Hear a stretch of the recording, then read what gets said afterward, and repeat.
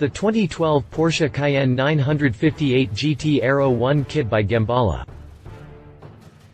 German tuner, Gemballa, has brought an interesting styling package for the Porsche Cayenne Diesel to Geneva, dissuading the notion that a practical daily driver can't be turned into a mean and aggressive road runner.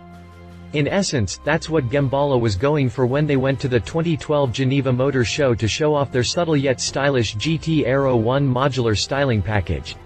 Known as one of the best carbon fiber aerodynamic kit builders in the world, Gemballa's Aero 1 components are direct replacements for the original parts, and fit to the factory mounting points, which means that if the owner wants to return his Cayenne to its stock looks, he can do so without hampering any of the other body components.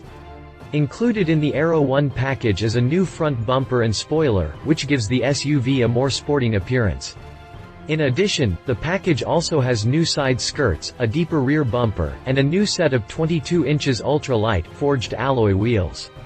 Despite the minimal modifications, the Aero 1 conversation is only the beginning of what's shaping up to be a comprehensive program for the second-generation Cayenne. To that, we can expect more out of these guys, with a full-body kit already in the works to go with performance modifications.